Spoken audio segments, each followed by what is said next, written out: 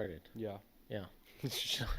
Seriously. Keep this. So this is our first podcast. Yep.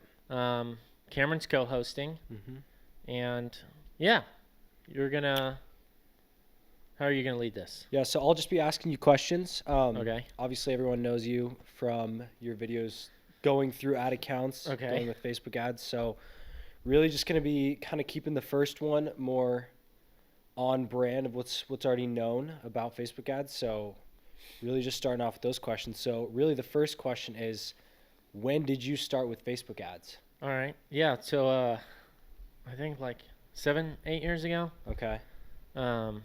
Dude, I ended up getting into Facebook ads when I was doing a social media page for like a pool brand, like a client. They had like luxury pools.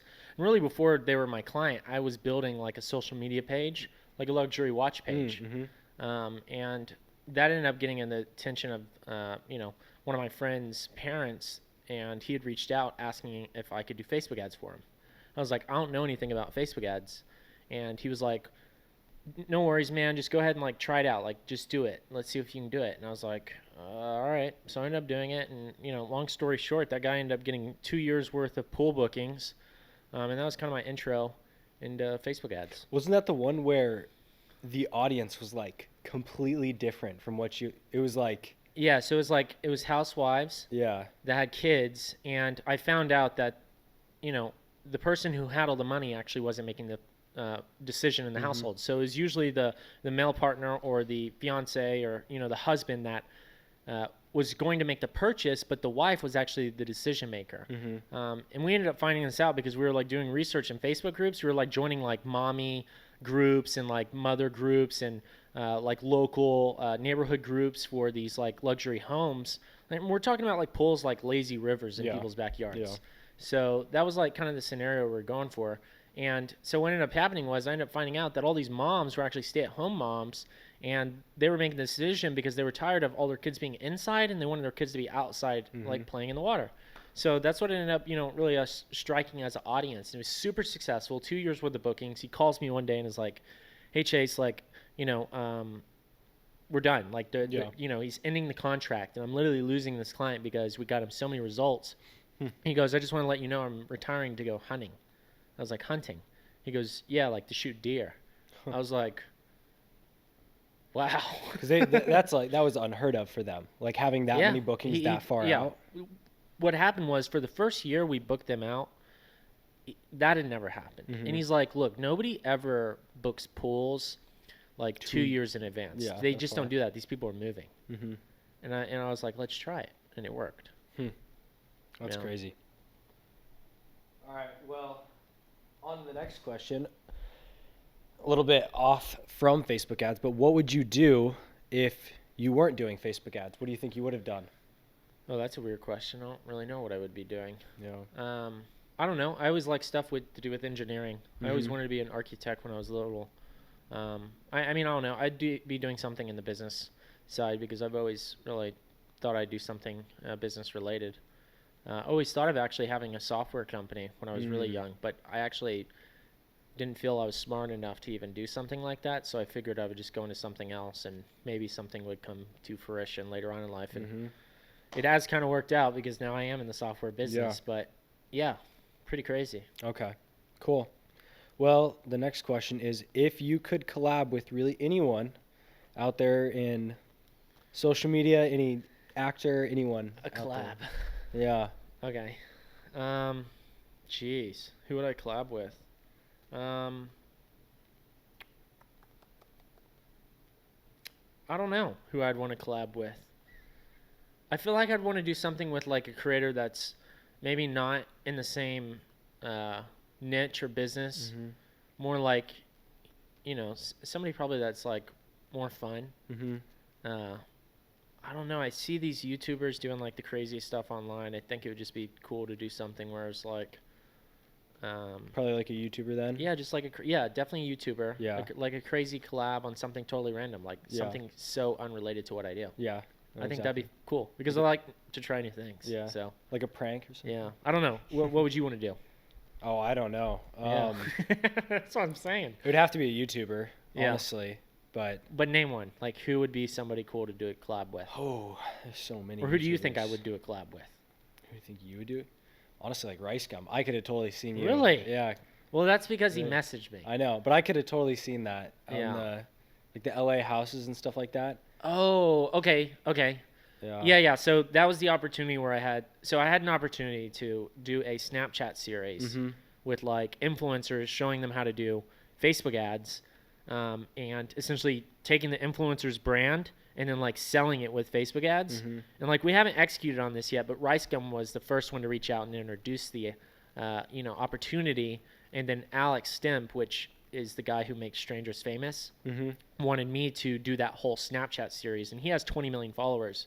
Is that the? The guy who makes Strangers Famous, he's Yeah. the photographer. Yes. So- Oh, yep. Mhm. So he wanted to do the whole Snapchat thing. Mhm. And that could have been used on TikTok, everywhere. It could have been like one of those crazy things where it just goes all over the place. Mhm. But Rice Gum would have been like the first video, and then you could do like, other influencers that want to get their stuff promoted essentially. Yeah. It would help them do that.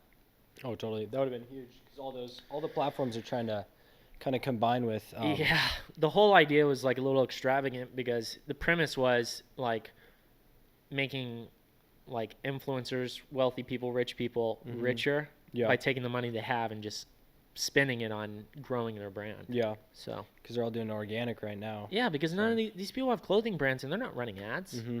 Like they're all organic from Yeah. their social media following. Imagine retargeting those audiences. Mhm. It'd be crazy. Because they just do drops. They just sell it all out in like Yeah, dude. one day. It'd be wild. We get a But- ton of sales Mhm. for them. Yeah. Yeah, it'd be Influencers. Let us know. yes. Should we do the series? 20x ROAS right Should there. we help influencers blow up? I think it'd be probably one of the most profitable things. It'd be huge, wouldn't it? Yeah. It's the warmest audience you could reach. Yeah. So kind of off of collabing, but who are probably the 3 most influential people that you've learned from, thought leaders, Yeah. books even? Yeah. Elon. Yeah. Yeah. I watch those quarterly reports from Elon's Mhm. Tesla shareholder meetings. Mhm. Those are super valuable because I can he talked about some of the things he goes over. Elon is one, being linear in like the industry you're in, like you can have different anchors that become businesses. So like controlling your supply chain, right? Mhm. But if you equate that to like digital, like rather than just doing like the Facebook ads, maybe you also do, their website. And so you keep stacking these things on top of each other and you end up becoming vertically integrated Yeah. with all these other businesses. Like, all right, well, what about the apps they use on Shopify? Maybe you have Shopify apps. Mhm. And you continue to integrate. And that's like one thing I pulled from like some of these things that they talk about. They were like batteries is their business. Mhm. Then they have the cars. Then they, use the solar battery and then have the solar homes. It's like these things all are connected somehow. Yeah. So, I mean, yeah, he's definitely one influential person that I'm definitely always looking up to. Kind of like Jeff Bezos too. We built the whole system. E-commerce for Yeah. Amazon. Yeah, absolutely. And Mhm. yeah, it's automation and systems with him. Mm-hmm. He's really good at automation, understanding systems, playing the long game. The Mhm. biggest thing from that is like you read like his shareholders letter from like Yes. 98, 99. 99, yep. Like literally the dude's talking about like 30 years in the future. Yes. He's saying we're going to be the biggest. Yeah, like literally, like this is the most crazy thing. He's calling the future, and it's Mhm. happening, and it's written in the present in that time. Mhm. And he's like telling these people, like, hey, if you're investing money with us, like, hold on, because like we're gonna be burning it, and eventually we're gonna be like super profitable. Yeah. And like these things actually did come true. Mhm. In AWS, learning Yep. from that, like one thing with us, we're putting one of our softwares right on AWS, Mhm. and like the fees, dude, they make like an insane amount of money off of those fees. It's like one of the most profitable business models. Yeah. Is the cloud based? It's just servers. Yeah, it's just servers. Mhm. It's wild. Just renting it out. Yeah. Okay. So I guess there's Jeff Bezos, Elon. Yeah. Got one a more? third one, I don't know. I look up to YouTubers for Yeah. sure that are like doing big in the space. I think Mr. Beast is mind blowing what He he is. does. Yeah. There's a lot going in the back end with that. Yeah. That's just. Literally, if you go on like the Uber Eats app, he'll have like a photo, Mm-hmm. like a banner to buy his like stuff. Yeah. Crazy. He's probably one of the most well-known YouTubers out there. Yeah. I don't know anyone that Fastest doesn't. growing for sure. Yeah, definitely. Well, with those people, I mean, Elon and Jeff Bezos, and looking into the future, what do you think the future will look like the next 5 years? Dude, I hope it looks really cool. Yeah. Honestly. AI? Yeah, no, AI is definitely there. I mean, Yeah. the Tesla, that's Mhm. AI. Tesla's fun to ride in. Mm-hmm. You like the Tesla? Tesla's sweet. Tesla's Thing's cool. quick, too. Yeah, it is fast. Yeah, that thing really does go quick, doesn't Yeah. it? I had my grandmother over here last weekend. Oh, no. She had never ridden in a Tesla, and she wanted to see how the autopilot worked. Mm. There's this feature where like you can set the autopilot to drive like 10 miles per hour above the speed limit, and I had it 10 miles per hour set above. Mm-hmm. And there's roundabouts here outside of my home down here, right? Mm-hmm. And we were going to the roundabout, and it was on autopilot. In a roundabout, it stayed at the same speed limit around, and we both shifted all the way to the side, and she's like screaming like, oh my gosh, turn it off. And I was like even a little drifting. scared because the thing like whips around this Yeah. roundabout and like goes all the way around it like at 40 miles per Mhm. hour. Dude, those things have good handling, too. It was It'll- crazy. It'll stick the entire And like we time. both swung around. She's like, this is the most insane thing I've ever ridden in. I was like, that was pretty crazy. Yeah. I mean, going around a roundabout autopilot is pretty, it's intense. Oh, I bet. Well, you're just trusting the car. Exactly. Yeah. Exactly. That It's is crazy pretty wild. stuff. All right, so kind of just overall with businesses. I mean, I know you have 3 businesses now Yeah. you're running. So what's probably the most important lesson across the board that you've learned so far? Oh, geez. Most important? I don't know. Consistency's a big factor. I Yeah. wouldn't. I don't know if it's most important, but Like I think it's action? like consistency's gonna. It'll allow almost any business to really grow because Mhm. if you're consistently putting in work on that thing, whatever it is, business, working out, Mhm. like going to the gym. Yeah. We've been hitting the gym. What? How many weeks now? I think like 6 weeks now. Okay. Yeah. So Cameron's helping me with working we're out. getting shredded. Okay, we're getting shredded, right? Nice.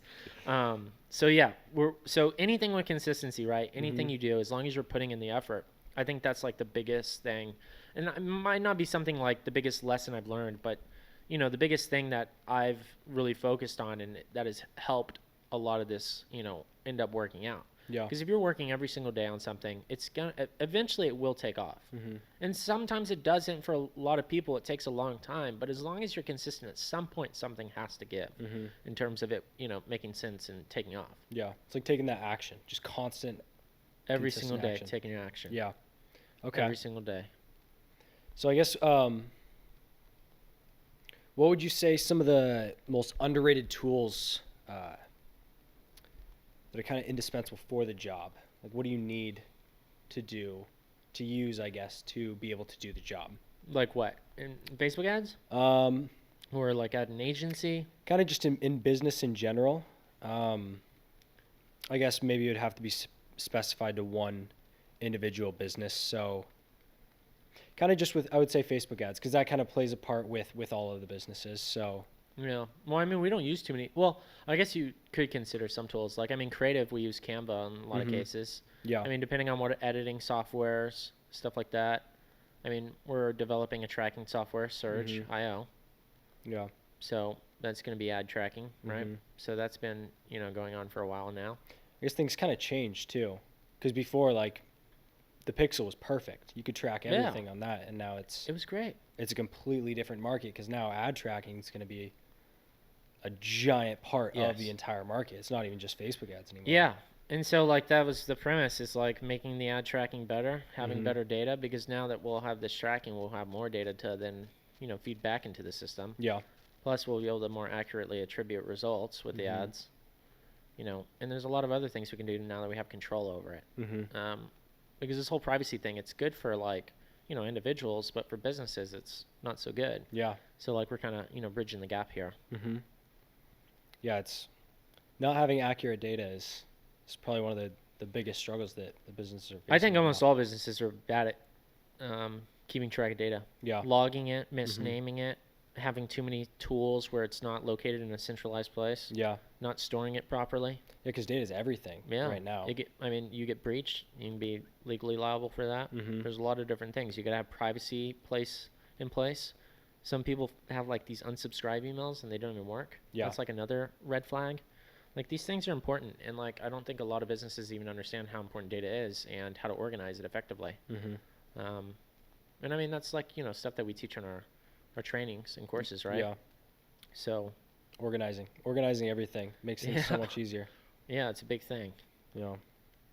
Okay, so I guess now that you've started multiple businesses, Yeah. kind of on that topic, has anyone ever come to you with a terrible business idea? Okay, so I don't believe that anybody has a terrible business. I take that back. Yes, there's bad business ideas, but like I'm not going to, sit there and tell somebody it's a terrible idea because I've seen firsthand things that I thought were horrible ideas that I think would never work, but because they pay for my time and I help them, and then all of a sudden I see results happen and results that I wouldn't even ever imagine, like 13x ROAS, return on ad spend on like some of these things, or like they get a ton of purchases. I'm just like, how in the world is that item selling, or how in the world are they selling this? And it works. Yeah. Like there's some crazy business ideas that work, and because I've worked with so many people and I don't say no to brands that are coming in because I believe everybody can be helped to some degree. Yeah.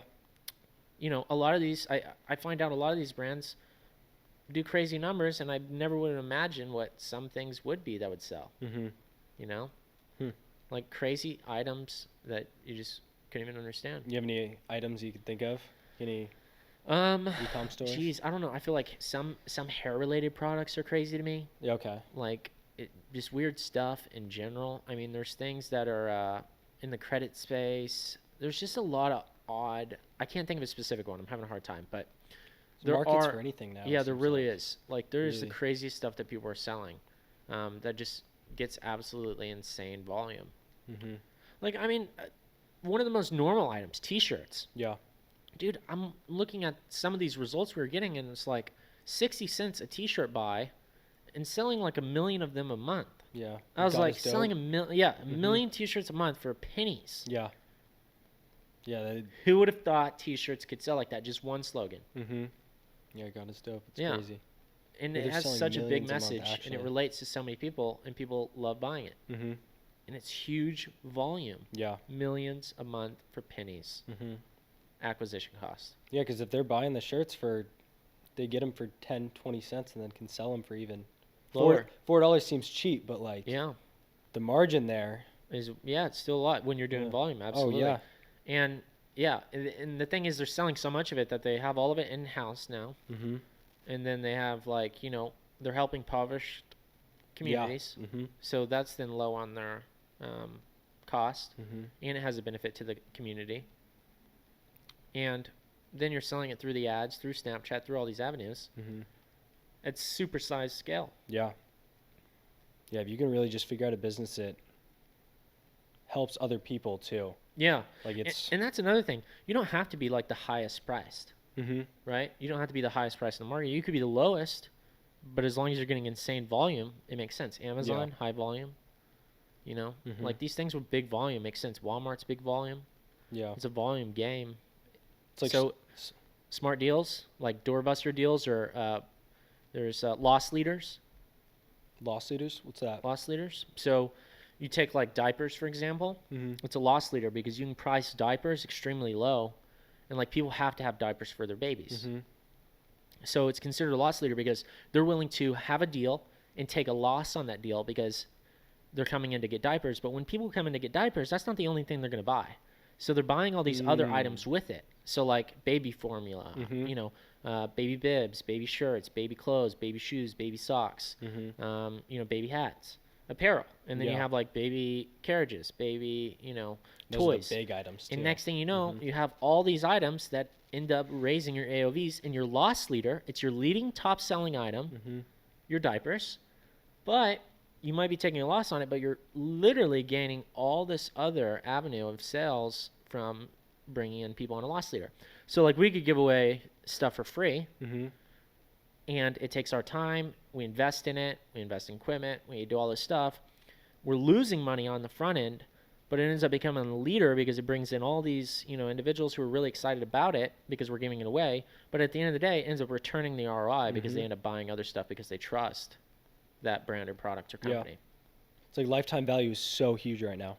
It is. That's everything, especially with the tracking. Like being able to know that is That's going to be the next thing moving forwards, I feel like. Yeah, if people understand lifetime value and they understand cash flow and they know how to, manage their finances and they understand the idea of, losing to make or making not to lose. Yeah, no, exactly. So the goal would be just to, bring in customers and keep them coming back. Recurring items are great. The subscription plans, those are fantastic. And then like having other upsells, cross sells, LTVs are huge. Moving people up the value ladder is going to be so beneficial for brands. I think a lot of people miss that, honestly. Oh, yeah. I mean, out of how many clients we bring in, how many do we have to help them with that? With the retargeting? And, well, because they're really just trying to go for, they're trying to go for that new customer acquisition. But, like, a good 40% of your revenue can come from reoccurring customers. And not only that, but you're building the brand at the same time. Right. And they all just kind of miss that. They go for, like, engagement or something like that. And there's a lot more opportunity that it seems like businesses are missing out on right now. Yeah, with the LTV and just getting people to come back. Yeah, that's the biggest thing with tracking too. Is knowing where your customers are, where they're at in the journey, how far down, and once you can kind of systematize that, and showing them the right product, the right time, the right ad, the right message attached to it. It's just going to become so much more effective. Right. Yeah. Yeah. And these are things that we go over in Facebook ads, expert mastery. Yeah, definitely. In the mastermind, we're covering the systems, right? So Cameron and I are getting on these mastermind group calls and going over, how to implement these processes, implementing a system to automate a lot of this stuff and, helping people grow their brands and businesses. Yeah. And especially with coaches right now too. Yeah. That's huge because people really want that like one-on-one training. I know Facebook ads kind of started with e-commerce. It was all e-commerce. But it seems like the industry is kind of moving also to, there's so many more coaches and like consultants that are helping people like one-on-one, either teaching them a new skill or maybe like a life problem that they're having. And people just love that one-on-one help is just, it's so much more impactful. And I think that industry is also growing too. So also we help with that. But it's just crazy where the market's going. It's going to be interesting where it goes in 5 years. But maybe we're doing live events. Yeah, live events. Do them in like on the islands or something. Everybody flies out. Seminar in Puerto Rico. Puerto Rico. Nice. Yeah. There you go. Awesome. Well, I think this is the last question I have prepared. But what was the first, I guess I know you were talking about the pool and running Facebook ads for that. Did you ever have a business before that or a business idea, or was that really just? I learned through other people's businesses. Okay. Yeah. And I went to an academy for, it was a business management entrepreneurship academy. So I was at school for, learning through business. So I had like some, understanding of it. And I was always around people who are like, doing business related activities. So I always had, the thought process for it. But the first like brand I helped was a pool builder. And then I ended up getting a brand called Brikerhide. And didn't they? So Brikerhide was a super successful, that really took off because they ended up, I started with them and they were doing like such a low revenue volume. Yeah. It was like a couple thousand a month maybe, selling leather wallets. And this is so wild because we worked for them for like 3 or 4 years and took them from where they were to like doing a few $1 million a year. Ended up becoming the #1 bestseller on Amazon. They weren't doing $1 million. They weren't. They were doing a few thousand. Yeah, exactly. Okay. And so they ended up becoming #1 bestseller on Amazon wallet. And a lot of people own their wallets. Oh yeah, it's huge crazy. Now. They're huge. Yeah. And so we ended up taking them to acquisition, and we ended up still working with John on his other brands, and he ended up selling that company with a couple of other brands. I can't disclose the dollar figure for what they sold, but it was it was all built off of Facebook ads, and we ended up launching ads outside of Facebook for like Google, YouTube, Amazon ads. And we did like the Amazon listing. It was called like something pages. I don't know. This was a while ago. Yes. Yeah. I forget what the pages were called for Amazon, but we did the graphic design for all the, we had early beta access to whenever they had the compare the products where you see like a wallet compared to a bunch of others. So we had early access to that. And we designed those graphics for all the products, and sales went up from that. And we were noticing, like, we ran Facebook ad campaigns to Amazon, and we also ran Facebook ads to their Shopify, because they made more money off of their Shopify. But every time they were doing number one spot on Amazon, they were getting an insane amount of sales. And what we used to do is, before Amazon prevented this. I was gonna say, you can't do that now. Don't Yeah. run ads to Amazon. Yeah. Well, if you do, you have to use like their own tracking stuff. Yeah. And it's not as effective. Yeah. It's like terrible. Mm-hmm. But the thing is, what we did was, when we were running ads to Amazon, what happened, they would put these note cards in the wallets that would say, like, hey, if you enjoyed, this product, come get one half off for your friend, family, cousin, sister, brother, mother. Lifetime value. Yeah. On the Shopify site. Yeah. Like barkerhide.com. And they would go to that site so you're gaining all these Amazon customers, and then they're being rerouted to this site with special offers. And we were getting this explosive growth. And Amazon ended up like shutting down this other supplement company. We weren't working with them. There was just a random company we find out about, because they had a supplement product, and they said, follow us on social. We're doing giveaways. And this is what Brikeride also was doing, because we explained like the giveaway concepts, and we had like the special offers. We came up with that concept. And these cards were in this other supplement company. So when you open up the supplement, you would find a card that would say, follow us on social for a giveaway. And so we started doing that with Brikeride, and also like doing telling them to go to the website for the special offers. And it was working extremely well. That supplement company got shut down. Amazon was like, you're blocked from ever selling products, because they don't want you taking their traffic. Yeah. Right. They want to protect that 50% of the internet they have. Yeah. So after they got shut down, we all made a decision like, all right, if they got shut down, it's a matter of time before somebody finds out we have these cards in the wallets. And it wasn't against the rules at the time, but they started doing that to companies. So we were like, all right, if this happens to us, that's not going to be cool. So we ended up telling, we all decided with the clients that it would be best not to have those insert cards. Yeah. So it ended up having a little bit of effect on the company, though, for the results. Yeah, it seems like, with Shopify still, obviously they won't stop that. They can't, and it's all brand, because that's kind of the 50-50 split between Amazon and Shopify as well. And I guess with shipping and sending it, because you can determine where to send it to, whether it's a Shopify purchase or it's an Amazon. But that's huge for brands. Yeah. Sending out those, like, getting that lifetime value, bringing them back, just those like little cards, like little inserts you can add into products. When they opened the product, it felt like Apple. Yeah. Because it would slide off the box as I it remember fell that. out. I remember seeing those. Yeah. That was nice. Crazy. And it had that perfect package wrap with the stickers and stuff. You'd open it up, and it was a beautiful unboxing experience. And the product, all of them had this, the Brikeride stamps on the front and back. Yep. And it was super expensive to do that, because every single product, they could have just drop shipped a lot of these items, but they made them more custom, and they did their own little tweaks to them to make them more branded. Yeah.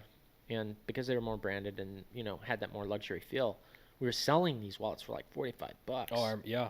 Crazy. They looked like very Nice wallets. Yeah, very like authentic wallets. Packaging was great. That's another thing. A lot of these brands think they're going to do like a few million a year and scale up, or do $1 million a month, but they don't even have their packaging and stuff figured out. Yeah. Yeah, they had a nice they were kind of the first. It was before minimalist. That kind of like the idea. wave. Yeah, the wave. The minimalism wave. But that was like perfect for that audience. I feel like it like honed in perfectly on that type of audience, because it was there was like 5 or 6 slots, but it was like such a thin, just But it compact. would hold, you would hold a lot of cards, but it would be so thin. Exactly. It was RFID blocking. Yep. Yeah, dude, and people loved it. They still do. The minimalist wallets are still selling for a lot of companies. I mean, we ended up taking on their competitor after they got acquired, because the acquisition company ended up, not wanting to run ads because they just wanted to keep it going based off brand. So we ended up working with their competitor and became the number one with their competitor. Are you serious? On Amazon. That's funny. And I received a phone call one day from John saying, hey, are you still working with them? And we're like, no. And he's like, oh, I don't know if I'm allowed to disclose some of this stuff that was said, but funny story was we ended up working with their competitor, and John had already spoke with the competitor, and the competitor and him were friends at the time. And he was like, hey, John, like, what agency are you using? He's like, oh, we're using Chappell Digital. And we had a contract that we'd never work with another wallet company at the time. But when we parted ways, we were able to work with a wallet company. Yeah. When we parted ways, it wasn't within a week or two that guy had reached out. the competitor, long story short, he knew about us and was waiting to come work Oh, are you with our serious? agency. Huh. So when that company When got they acquired, cut. he jumped in. He Hmm. became number one because we used the same marketing efforts. There you go. We had the audiences, we had everything figured out. Yeah, it seems like it makes sense. Like I don't know why you'd stop if you're bringing the traffic and it's quality traffic. Then That happens with some companies that get acquired. yeah, you Yeah. just want to keep kind of an organic brand. I don't know. I feel like if it's not like a super luxury, then it just makes sense to run ads. If you can just acquire new customers at a lower cost than what you're going to be Yeah. making back it. A lot of times they look to cut expenses, and I think one thing, some companies miss is like cutting marketing budgets doesn't always equate to more dollars Yeah. necessarily. Mm-hmm. Huh. Man, it's just interesting. Yeah, pretty crazy. Yeah. All right. Well, I think that's all the questions that I had. So first podcast, Yep. we're gonna hopefully be doing more of these Mm-hmm. on a regular basis. Yep. Maybe once weekly to start. Mm-hmm. What are some things that people should do? Check us out on social. Yeah. Subscribe to this YouTube channel. It's a new channel. We definitely need to grow this. So hit the subscribe button if you like the video. Definitely like the video. Follow us on social. And then Cameron, what's your @name for social? I think it's Cam_Snow Okay. 7. Yeah. So follow Cameron. Yeah. And we're gonna be going over just a lot of random topics. I was just gonna say, recommend some topics too if you Okay. want to hear about Yep. some. But Comment really below just- some topics. Yeah, we're just pretty much keeping it general. Okay. I'd say talking about marketing. It's probably a big topic that we Okay. know obviously the most about, but really just trying to keep it general. Just a good conversation going. Yeah. Yeah, just definitely comment down below some topics as well. But There you go. yeah, Well, cool. Cheers, Yeah. everyone. that's a good wrap. All right, That's video. sweet. I hope that recorded. Oh, dude. What if it didn't?